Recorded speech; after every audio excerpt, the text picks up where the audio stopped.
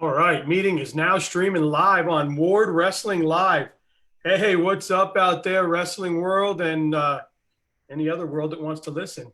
I've I'm here with another longtime coach, longtime wrestler, USA Wrestling FAWA board member. I've got an amazing coach in Mike Porcelli with us here. He was a 1979 New York State champion.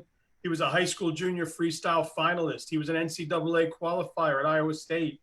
He was a seven-time national senior freestyle All-American, and he was fourth in the 1988 Olympic trials. And he's here with us, Coach Mike Porcelli. How are you, sir? It's an absolute honor, and thank you so much for coming on. Thank you, and thank you for giving me the opportunity to talk with you as well, and all of your following. Yeah, it's been great. Thank you to the wrestling community that has kind of taken on this life that I started, and um, anybody that wants to come on that has a story to tell that has been in wrestling is welcome. Just click book now on my thing or hit me up and we'll do it. Um, so man, wrestling, we've been quarantined for a few months. I'm sure your world has kind of been shut down as well. And what does wrestling look like now outside of this? Well, we've, like you said, we've quarantined for over 2 months without contact, without being in our rooms, and so it's been tough. But as I try to stress to my kids that I coach, the, the shadow boxing I'm sorry, shadow wrestling, my machine's working over here, Yeah, I hear. should be done every day, whether you're on the mat or not. So there's certain things you can do. I always tell the kids, you have this internet, which is like an encyclopedia of wrestling. You can get any video you want. You can get any information you want. You have time to do certain things. So it has been tough for all of us. It is a situation for reflection because let's when you get back on the mat, you're going to appreciate that opportunity a little bit greater than you did before. You know. Yeah, I mean, like I said yesterday, one of the club coaches came by the house, and I'm telling you, 2 hours before he showed up, Daniel had his wrists taped, his feet taped, his shoes ready to go. The mats were down. I mean, he was just, it was like, a kid on Saturday morning waiting for like to go to Disney or something. He was. And I expect that to happen quite often because it gives you a chance to reflect and to understand how important it is to many of us. And then for other people, it gives them a chance to take a little bit of a break. And some kids have been coaching for over 35 years. There's some kids, they'll go 12 months every single day. And there are other kids who need a little bit of a break. So, you find that happy medium with the situation. Yeah, it's been good. I know that something that's very near and dear to your heart is middle school wrestling and middle school clubs. I know that you try to put together some dual schedules and things like that to grow middle Mhm. school wrestling. Um, Talk about how important that is to you, how we can grow that, and what needs to be done. I know there's a coach down in South Florida, Coach Dominguez, who is really into that. Yeah, I came from Long Island, New York, and every school had a middle school wrestling team, and it mirrored the regular high school season. You started wrestling first, second grade kid program. You go to the middle school program, you get indoctrinated there, and all of a sudden you're up to the high school. And then I came down here in 2004, and I was really surprised that very few areas had middle school teams. I know the Miami-Dade area has a really good league and team and championship and the way it should be done. I think Clay County has it as well, but it's few and far between. So there are some programs that have been running some middle school tournaments, dual meets. I know the Wellington people do a great job with theirs.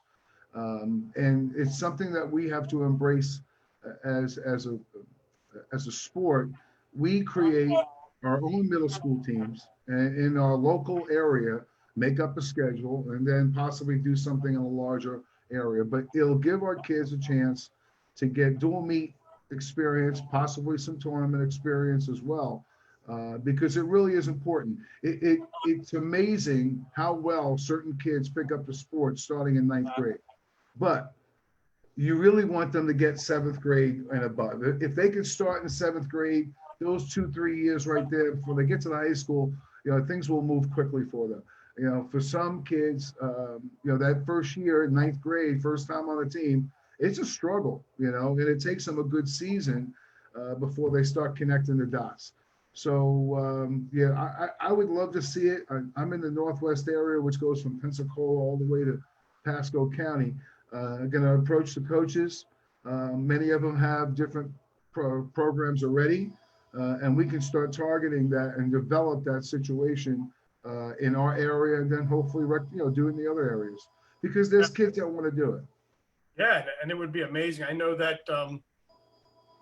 some of the hiccups I've heard is just, a lot of times with the private schools, they start from lower school all the way through upper school, so everybody's on one campus.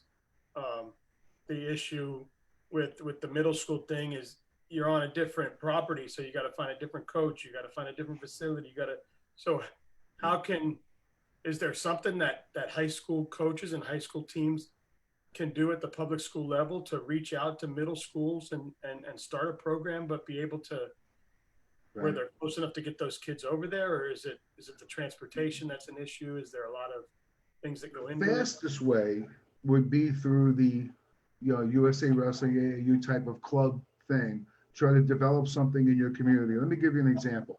Marion County used to have 11 high school programs. They're down to 4. Right? That's one of the bigger counties in our area. They don't have any middle school sports whatsoever because of budget cuts. That goes for any football, anything. They don't have any middle school sports. So we're losing programs at the high school level, and then we have nothing feeding up to them to get them ready. So that makes a big difference. We've got to do it and you have more control when you have your USA club. There's certain restrictions you have under a school thing, because first of all, it's going to cost them money. And you're going to have to raise that money somehow to really, in these situations, you got to almost self-fund it in whatever way you can. But if we can do it through the club scene, we already have the option. We already have the kids in the room at our kid clubs, and that they can become our middle school teams. We used to do it, just a real quick aside, way back in 2009, 2010, we used to have a Florida club championship, and we had an elementary division and we had a middle school division. But it was club as opposed to team. So, and it was a great competition. I mean, there was some really great wrestling by those young kids. So it's just something that I really feel will help. It was the most glaring thing I saw when I came down here from New York, that there was no structured middle school wrestling. Yeah, so first off, Shane Mccall, has Shane Mccall threw out some kind words. He said he is more than a coach, an awesome student of the game, still analyzing and studying and sharing fantastic information. He's very positive and a pleasure to be around. And he mentioned we keep meaning to do one of his red flag days. Yeah, there's some pretty intense workouts. And it's not something that we would do on a steady diet or steady basis, although when I was at Iowa State, we used to do them. They all came from Dan Gable. It's an hour and a half, 2 hours of continuous movement, just intense work. There's maybe one water break, if that. And it's just a heated exchange for an hour and a half to 2 hours. And kids really check themselves. It becomes one of them gut check type situations. Now, as a coach, I wouldn't do it more than once a month, maybe once every 3 weeks. They're very, very intense. They're constant motion. They're going to increase your conditioning. But I think what they really do is make you mentally tough.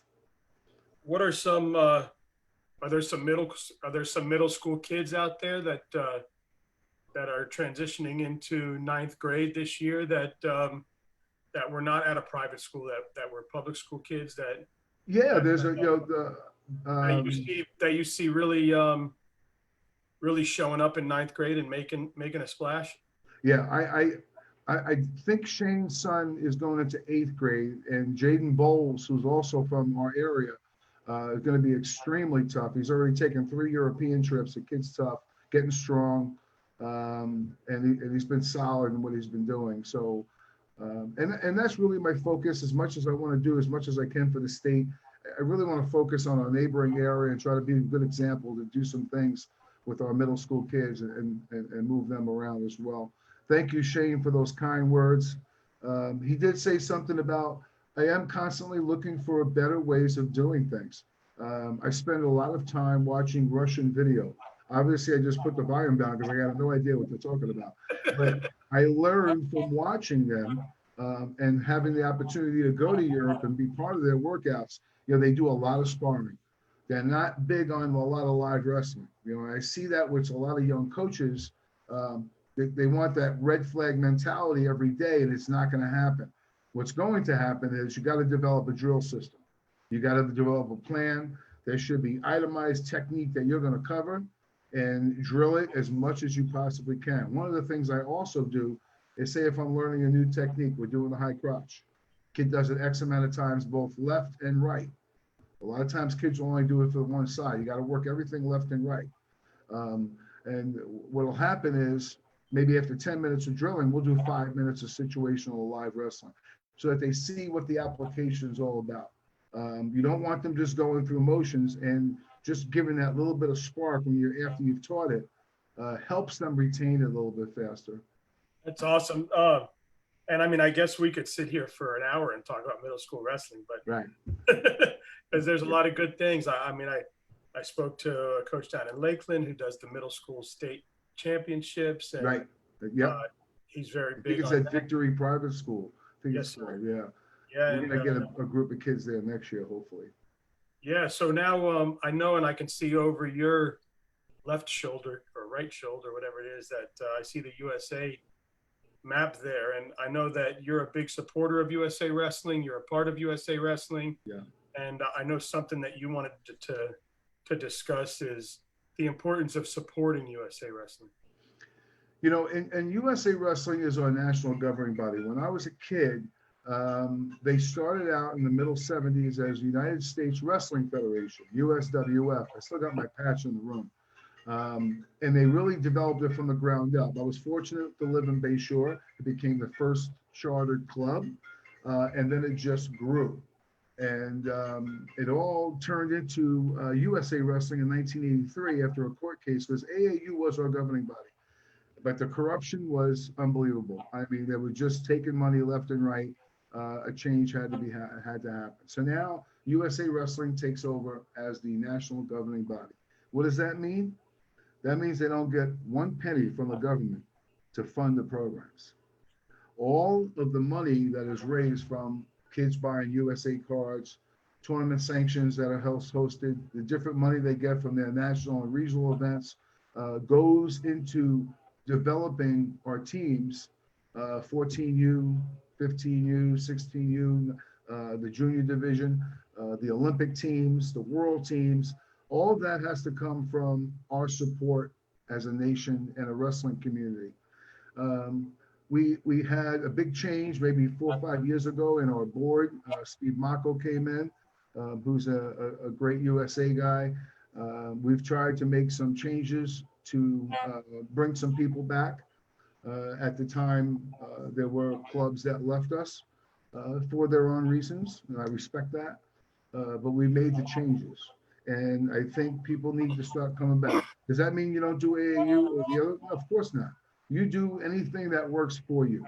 But we need people to support through membership our USA Flower cards, which turn into our USA Wrestling cards, and help our progress, because you know, they're not having Fargo this year. Fargo was a huge fundraiser for USA Wrestling, huge. I mean, I can't even begin to think of the hundreds of thousands of dollars that were lost on that. And there are other situations as well. So we really have to focus in on being open to joining USA Wrestling, understanding what their drive is and how it is needed. Well, we're needed, you know. And like I said, I got no problem with AAU or NHSCA and everything else. But when you do support USA Wrestling, it goes to a larger cause as well. Yeah, And what that's do you just say, something that we Coach? need.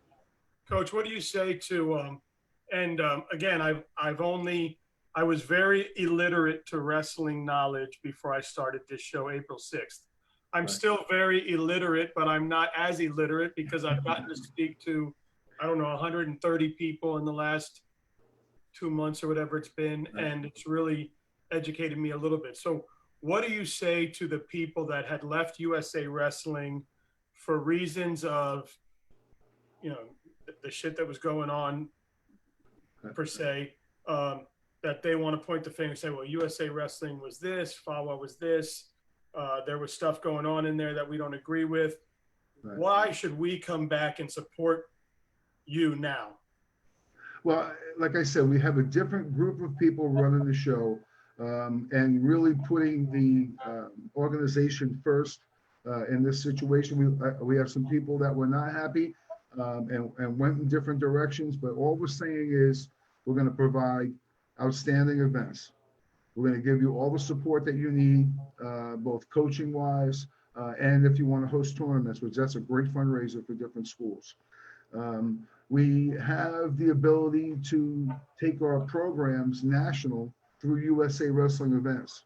And that is something we want to get our best kids into that group so that we can show the rest of the nation what Florida is all about talent-wise. You put our best kids together at USA Nationals, Florida Nationals, they'll do what they did in the late 2000s, 8, 9, 10, when, or 7, 8, 9, 10, when Florida was just dominating, won the national Grecos, was placing high in the freestyle, things along that nature. And then the other things that USA Wrestling has, they have the team membership. So I think it costs $400, as many kids as on your team as possible. And that goes towards your USA cards. They've also offered the $15 folk style card option. So you may just want to wrestle during the folk style season. And then if you want to do freestyle Greco, you're upgraded later. So we've made some changes. We want to bring our friends back. And we want to keep the competition that is out there going. I think it's good to have competition from other areas. Keeps everybody on their toes, that's for sure. And I want to ask that because I just through this platform, I've heard some things on why people are doing AAU, why USA, why FAWA, why not AAU, why not USA, why not, I've heard both directions on and off the air. And as somebody out there, I just wanted to throw that question to you so you can defend against it. How does, if I'm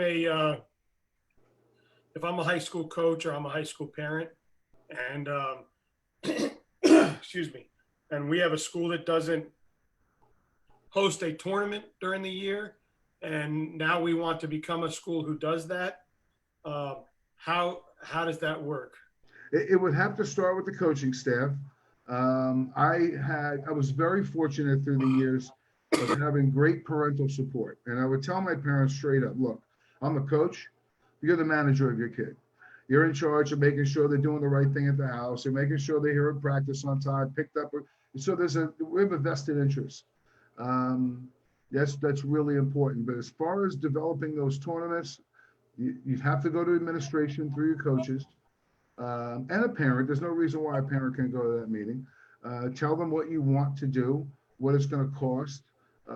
I would recommend to anybody hosting tournaments that they should develop some people who are in charge of fundraising and planning, being sponsor signs that could be posted around the gym. All right, that'll help defray some of the costs of officiating. You're going to make plenty of money through your concession stand. The school will get the gate, but officials' fees are through the roof. I don't know if you've heard about that, but they've made some changes, and I respect our officials. Let me tell you something. If anybody has any idea how hard it is to be an official, but the fees are steep, considering what we're getting from support from schools. When I was the head coach at Citrus, we pretty much, what we wanted to do, we had to raise the money. So if we wanted to go to that tournament 4 hours away, you better have it in your fundraiser. But I would definitely get with the head coach, address it to administration, saying that, we'd like to host an event. It's going to help build our program up. It's going to give us some visibility in our community when we go out and get sponsors involved. And it's just, there's something different about for the kids. Hey, we're hosting this tournament. This is our gym now, and there's a proud moment for the kids. They usually really enjoy that, and that's one weekend you don't have to travel. That's awesome. And man, I think it's from talking for 4 hours, 5 hours every day, 6 hours straight. Um, Something else that's very important, and I know I've heard Mike Cipriano talk about this as well, and I know he's a ref, and refs and coaches sometimes like each other, but not always, right? But you had mentioned to me when we were talking earlier that the development of our coaches in the state of Florida are very important, and we need to develop better coaches, more coaches, the coaches that we have. Every day, if you can, I get in the wrestling world, I'm learning every day you should get 1% better, right? So tell us how to do that. You know, wrestling has changed in a lot of ways, how people train, and they have all these different clubs that are out there now. I know in the Northeast, everybody has their high school team and they have their club team. Young Guns, the Edge up in New Jersey, they're just everywhere. So as far as a coach is concerned, I really want them to focus on the development of technique. Dave Schultz was a great contemporary for many years and just a wonderful person. And he was doing a clinic one time and he said, look, wrestling is easy once you learn how to wrestle. So we need to give them as many opportunities to learn a lot of technique. And like I said, when I came down here in 2004, one of the things that was, I felt we were able to make really quick headway was on top position. Florida wrestlers weren't that strong on the mat. They were really great on their feet, but they weren't as aggressive on the mat. Whereas in the Northeast, nobody's letting you up. They're going to try to pound you and put you on your back. I mean, they're just brutal on top. So, there's certain things as far as drilling is concerned, try to avoid those. I don't think I ever wrestled my guys live more than 20, 25 minutes of practice. The other hour and a half was devoted to wrestling technique and developing those techniques and showing them as much new stuff as possible. Some people think that you should just show a few moves. Well, which few? Wrestling, it's a lot of technique that's involved. And it doesn't mean you're going to use that technique all the time, but you need to know it in case somebody does it to you. All right. So my curriculum, so to speak, is vast. And I'm trying to show them every single thing because I know my kids are different and they're going to learn differently and their styles, their body sizes are different and styles are different. I don't think you can scout on my teams and say after the first 3 or 4 wrestlers, we know what kind of style, because everybody was different. And I like that. That's one of the things they used to do with us at Iowa State, that, you can't, certain kids are not going to be suited for a certain style. You have to be honest about that and know as a coach where to steer a kid and where he should, but he should have that curriculum of information. That's important. And I used to type it out. I still got it inside. Type it out, all the names of the techniques. This way, if you're yelling things out, how many times you go to the match and the kids just, let's go. Well, okay, where we want to go. You want to be specific with your instructions. You only got 5 seconds on a break to actually talk to a kid. It is hard to coach a kid in competition because it's not like practice, where practice is where you can really make the most growth. And you have a chance to teach and reflect and really make those changes. All right, and now, thank you for that, by the way, because I think you hear coaches saying refs have to be better, and refs are saying coaches have to be better, and I think that all of us need to be better, even as parents. I agree. I tell people I'm trying to create these little cheat sheet cards so that I can be in the arena and understand why a ref is patting their head or tapping their shoulder or winging their fingers. Because as a parent in the stands all the time, I hear people saying, "What the hell was that? What's that called? Why'd they do that? Where'd that come from?" So I think we can all be better. Yeah. So now a really, really great thing happened for our state. Our girls were sanctioned. So I know the girls will be 21-22 season, it looks like. A few things that you were talking now. For those that have girl and boy programs now, they're doing it. They've got it figured out probably. It's working. Mhm. For those schools that don't really have a girls program right now, uh, how can they incorporate a girls program? What would be the best way to, have practices? And what's your recommendation to how girls and boys wrestling being sanctioned at a high school can work? Right. Yeah, it is a great thing. I mean, I think it's going to help our sport exponentially. It's long overdue. We've got some great female wrestlers. I was actually the national uh, team Florida freestyle women's coach back in 08, 09. We went out to Fargo with that team and did well. But the bottom line is, space and coaching. So unless you've got a very large room, which there aren't a lot of in Florida, you're going to need the biggest space possible. And I would recommend using the cafeteria. Hopefully you have some light mats, those Dahlinger Tiffin mats that roll up. They're very light. You can store them somewhere quickly. That's going to be number one as far as space is concerned. And number two, finding coaches. That's where if we have a practice that's more integrated, girls and boys doing folk style, girls with girls, boys with boys. But you bring a teacher in who's never coached before, and that person can learn under the experienced coach who's running the practice. So it sounds like a lot more work, but it's not. And it's something I think we're going to have to do until we get to a point where we're going to have more coaches available. Coaching is going to be an issue. And then with competitions, I can foresee side-by-side events. Gyms are big enough to get 6 mats in there, 3 for the girls, 3 for the boys, and it's going to be exciting. And then we're all hurting for money, and what's going to do for fundraising when you got more people coming into your gym, and they're going to stay in your concession stand. I mean, that's just another outlet of it. It could be a real positive. So girls wrestling. I just think it's just a wonderful thing. I think we're the 24th state now that's added a sanctioned girls season, and there's a bunch more that are on their way, and it's really exciting.